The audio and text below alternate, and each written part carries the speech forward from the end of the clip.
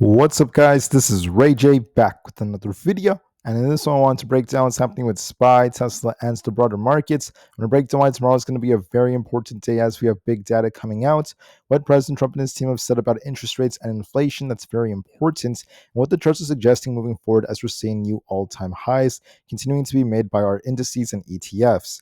Just know that I am not a financial planner, so take nothing I'm saying as financial advice whatsoever. And also, if you guys can, please check out my Moomoo link that's down below, or sign up with my QR code that's right over here. If you sign up for Moomoo and deposit $100, you're going to get $20 of free Nvda stock. If you deposit $2,000, you're going to get $50 of Nvidia for free. Deposit $10,000 to get $300 worth, and deposit $50,000 to get $1,000 of free Nvidia stock. You also qualify for an 8.1% APY on uninvested cash. That includes a 4.1% APY base rate plus a 4% extra rate for 3 months. The offer ends very soon in just a couple of weeks, so to get those free Nvidia shares, please check out my links down below. Anyways, now let's talk about what's happening with the stock market. So I just want to mention that the market's continuing to make new all-time highs. We did talk about how there's likely going to be a big breakout that happened today. We did talk about that yesterday, and so far the market's holding up well. But keep in mind that whether this rally continues or not depends on some factors, and we also have to watch and see some key levels because the trend is very, very bullish, right? SPY and the QQQ are making higher highs, higher lows, higher highs, and higher lows like this. But here's the thing. We're at this upper resistance, so are we just going to see a small dip here and then blast off to new all-time highs, or do we come down a little bit more? Do we come back down to this confluence of support, this previous all-time high, which aligns very closely with our 20 EMA and then this trend line right here? Do we come down just a bit before we see another leg higher? I'll be watching this very closely to see, and I'll talk about the key levels. Now, this may depend on some big data that's coming out, especially tomorrow, since we have the PPI data report, which could be very important for inflation. So let's talk about this. Why is PPI so important? As you know, PPI is very similar to CPI. This is the wholesale inflation data, and this data does tend to cause volatility in the markets. Now, in the past, PPI has been known for basically being a leading indicator for CPI. Although it's not as evident nowadays, it was known for being like that. And this could give us more insights about how inflationary data is going to be looking, possibly the next CPI as well. So one thing that's a little bit concerning, in all honesty, is that PPI is expected to be hot tomorrow. PPI for all items month over month is expected to be at 0.2%, a slight increase compared to what we saw previously as it was flat at 0%. For core PPI month over month, we're expecting 0.1 to 0.2%, a slight increase compared to what we saw previously as well. Then you also have core PPI year over year. That's going to be expected to be at 2.7 to 2.9%, a slight increase by 0.1 to 0.3%. And last but not least, you have all items PPI, the wholesale inflation producer price index for all items. We're expecting it year over year to be at 2.5%, a 0.2% increase compared to before. So we're expecting an increase in wholesale inflation. Why is this happening? Well, it could be because of many different factors. One of them could be because of seasonality, right? Seasonally, during the summer period, we do tend to see inflation go up a bit due to increases in demand and increases in demand for services and for goods. That could be one of the reasons why, not to mention the fact that there were going to be more energy prices going up as a result of some tariffs and other factors. Also, the steel and aluminum tariffs also play somewhat of a role. But the majority of President Trump's tariffs did come out in August, so we can't attribute all this inflationary data just to President Trump's tariffs. There could be other factors as well we have to remember. And if you were going to see a big increase in inflation, it should happen like next month if that does end up happening or not. So keep that in mind. It has more to do with seasonality and less to do with just the tariffs for now, because much of the tariffs did not come out in July. More of them came out in the month of August. Now, here's the thing that is what's kind of like concerning some of these analysts, okay? When you look at the CPI data, all items CPI was flat, which was good for the market, but core CPI was very hot. It came up quite a bit. It's the biggest increase we've seen in 6 months. So we're going to see what this leads to, at least moving forward. Right now, Goldman Sachs is saying that they are anticipating a big increase in inflation next month. They're saying that this is the start of a multi-month inflationary increase, and they believe that this is once again going to be affecting the Fed's policies. President Trump has said that he is not happy with Goldman Sachs, and he believes that they should once again reconsider their claims. That's what he said. That's very important. So some analysts and some companies are saying that there's going to likely be another increase in inflation for the August period, and this increase we're seeing so far is just the start. So keep that in mind. That's some important news. Despite the increase that we could be anticipating, the overall notion of the Fed is shifting. We had the Treasury Secretary Scott Bessent saying that he wants to see the Fed cut by as much as 50 basis points, possibly. This is his quote right here. He said, "The real thing now is to think about it. We should be getting a 50 basis points cut in September." That's what he's saying so far. That's some massive news because now there's a very, very big shift in sentiment, right? President Trump has been criticizing Jerome Powell. He did this yesterday and today, saying that he wants to see more cuts. He wants to see Mr. Too Late Powell cut rates. We're going to see if that ends up happening, but I do believe President Trump will most likely get his wish. As long as we get enough data to support this, there could be one cut coming very, very soon. It depends, though, on what the data looks like and to what extent. President Trump also gave a speech and he was talking about how he wants to see Russia end this war, or else there's going to be lots of dire consequences. He mentioned that he wants to see more negotiations take place between the US and China, and he said that he's having a great relationship with Xi Jinping, not the prime minister, the president of China. And overall, he's very, very optimistic about his tariffs. He's saying that they're going to bring in trillions of dollars in revenue over the next couple of years. And he's telling us that the economy is looking very, very strong. So he's using this as evidence for why he thinks the Fed needs to cut. And he's not entirely he's not wrong necessarily to say that, because it's not just President Trump saying that now. We have Scott Bessent saying that. We have different Fed speakers. And we also have the bonds market now pricing in some cuts after the inflationary numbers came out, because there's multiple factors for why the Fed may have to cut now, because the first factor is going to be their dual mandate, right? The Fed has to manage employment and inflation. Inflation was a little bit flat, although core did go up a little bit. We're going to see what happens during the next reports to confirm this, if the Fed's going to keep rates the same or maybe give us a cut. And then another factor is going to be the fact that, the jobs numbers were not good. When it comes to governmental payrolls, they slowed down, and we're starting to see some weakness in the services sectors and different sectors in the U.S. economy.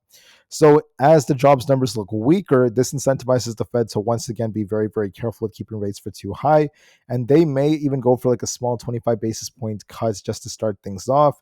We could see as many as 2 or 3 cuts for the year, and this could be the first time they're going to cut. This is what they were planning initially, and now it looks like it's more probable.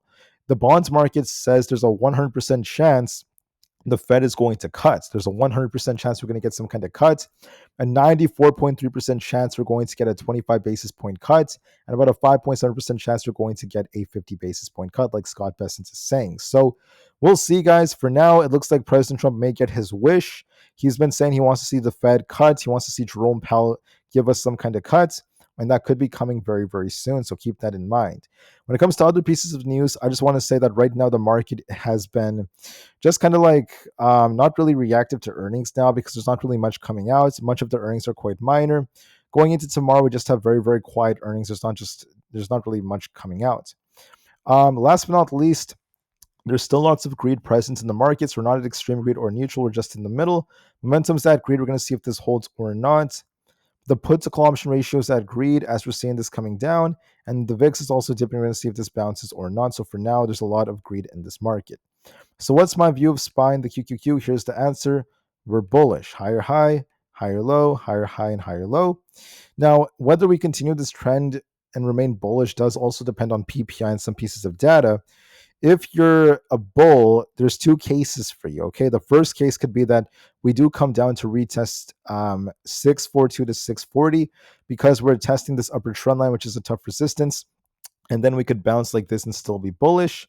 The second bullish case is that we just see a very, very minor dip, and we just continue to rally to new all-time highs to get closer to like 647 to 650.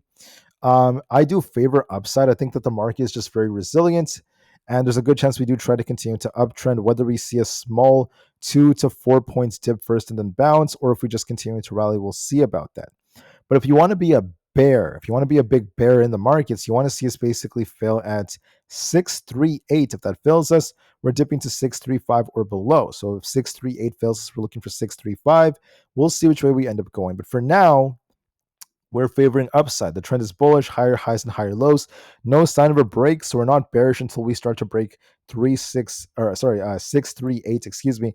So we're gonna see if that ends up happening or not. But the most likely possibility is that we either see a small dip to like 642 again to 640, and then we bounce, or we just don't. We don't really dip much. We just rally from here. But either way, the trend is still bullish. So we're favoring a move like this, some kind of like small dip and then a bounce. That's most likely what's going to end up happening, in my personal opinion. Now, if we lose 638, I could change my mind, but for now, the trend does look bullish. And as the saying goes, the trend is your friend. Follow the trend and watch and see what happens. That's the best thing I could really tell you in a tricky market like this. The PPI numbers are expected to be kind of hot, so be very careful. After that, we have a couple of bill auctions, and much of the data is quite minor. So we'll see what happens with PPI. But for now, the market still remains bullish. Whether we get a small dip or not, we're still holding up very, very well. When it comes to other tickers, we also have the QQQ. As you can tell in the QQQ, we're making higher highs, higher lows, higher highs, higher lows, and we're still bullish.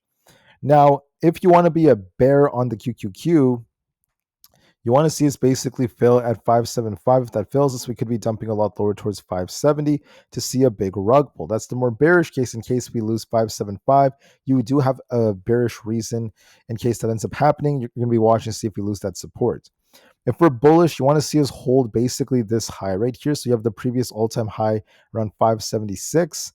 We have 576 acting as the previous all-time high. It is going to be resistance becoming support. Plus, you have this trend line, and then you also have our 20 EMA around 575. That's the green line right here. I know it's a little hard to see, but basically, you have a triple support at 575. The green line is going to be at 575. This resistance becomes support at 575. Then you also have this trend line right here acting as support. So we're favoring that if we get some kind of dip to 575 to 578, we should bounce again and continue to rally for 585.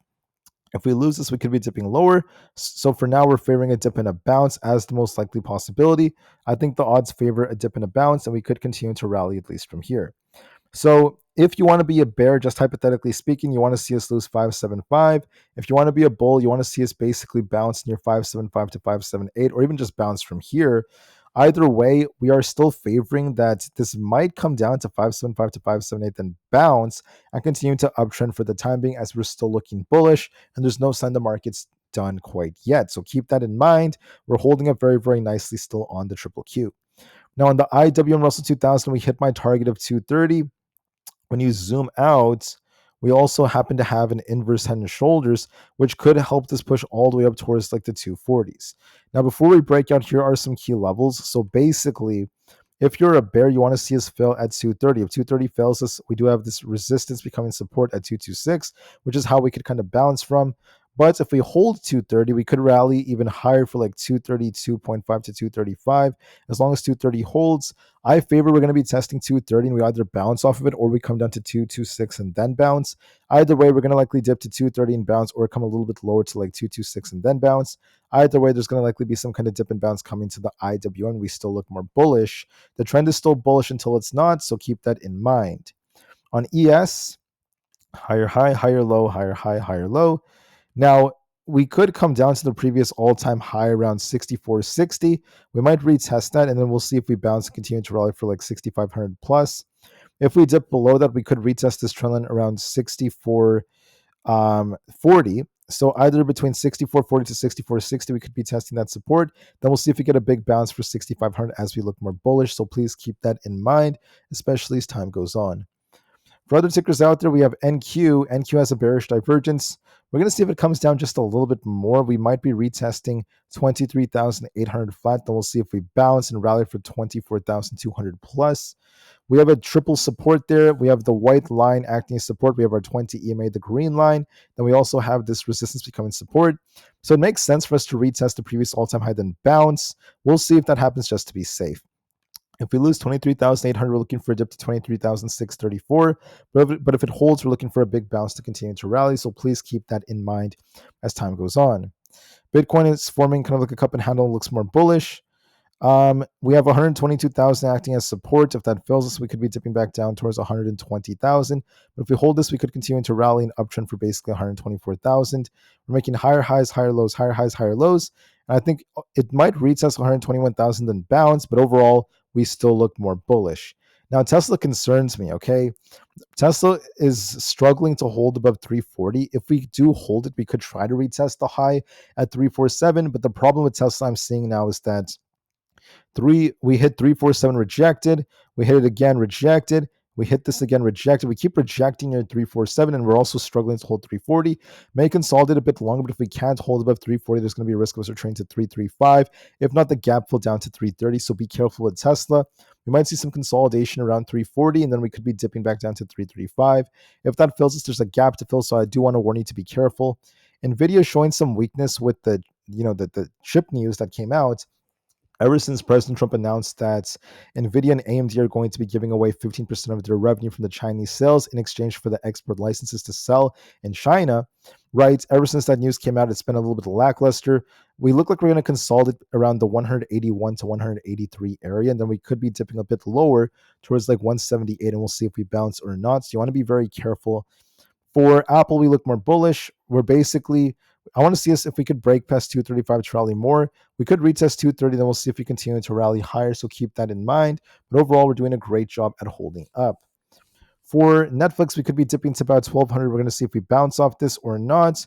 So watch and see what happens once we dip a bit more, and we'll see if buyers defend. But Netflix, the good thing about Netflix is that we have an inverse head and shoulders, so we need to bounce around 1200. If we don't hold 1200, there could be a dip to 1180, but we do have an inverse head and shoulders setup. We need to see a bounce near here before it continues to rebound, so give it some time. MSTR is on a downtrend. It's making lower highs here. It still might retest 397 to 400, and we'll see if we reject as we go a bit higher, so give it some time. Celsius is looking quite good. We're making higher lows here. As long as we don't lose the 52 area, we're actually favoring 56.5 as our potential targets. For Supermicro, we have 44 as support and 47 as our resistance. We're consolidating right here. We're going to see if we could test 47 just to see if buyers defend or not. So it might try to go a bit higher. Palantir has 182 as support. We're going to see if we bounce or not. If this fails us, we could be dipping back down to 178, so give it the time it needs. So watch 182 to 180, and we'll see if we bounce. Rivian is favoring 12.35 to 12.5. It looks like it might be going a bit higher. SoFi is favoring, once again, a breakout. It was consolidating for some time, but now it's pushing higher. As long as we don't lose 22.9, we're favoring a push for 25. AMD has a nice looking bull flag. So this is like a bull flag and also resembles an inverse head and shoulders, but there's tough resistance at 185. We need to hold 185 to be bullish. If we don't, we could retest 180. Then we'll see if we bounce and break higher or not. So give it the time it needs. ARM has a double top here. We need to break 144 to be more bullish, but if we lose 141, we're going to be turning back down towards 138. It could retest 140. We'll see if we bounce or not. For PayPal, we have a double bottom here. We could be trying to push back up to 71.6. So give it the time it needs and see if we break out here.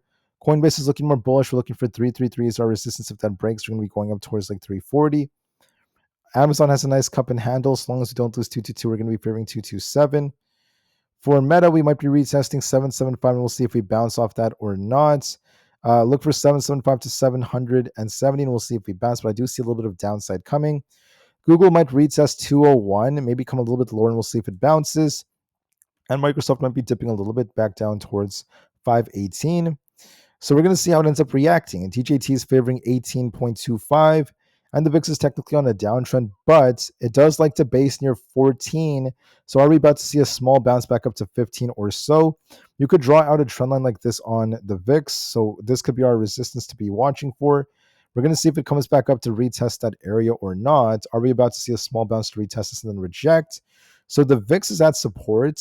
The dollar is also at support. Are we going to bounce here or not? We'll see. This makes me suspect the possibility of a 2 to 4 point dip in the markets before we try to break out to new highs. Looking at the VIX being at support and the market at resistance, do we dip to 642 to 640 and then bounce? Or do we just see a very, very minor dip by 2 points and then bounce? Is that what's about to happen? Excuse me. Or is the market going to just continue this rally? So I think this is the most likely possibility, a small dip and then a bounce. Maybe PPI does cause some volatility because the numbers might be hot. But we'll see just to be safe. Always watch your levels and follow the price action just to be safe. I am not a fortune teller, so I can't make promises about what the market will do. It could be very, very unpredictable sometimes. But the best thing to do, like I said, is to eliminate bias, and we'll just play the trend in front of us tomorrow. We'll see if we come down from this resistance back down to 642 to 640 on SPY, and we'll see if the QQQ ends up retesting 575 to 578. Will we dip a little bit more and then bounce? We'll see, just to be safe. So watch your levels, do what you have to do, guys, and I'll see you guys very soon tomorrow. Have a good day, night, or evening, wherever you guys are around the world, and I'll see you guys on the next one. Thank you for listening, and peace out.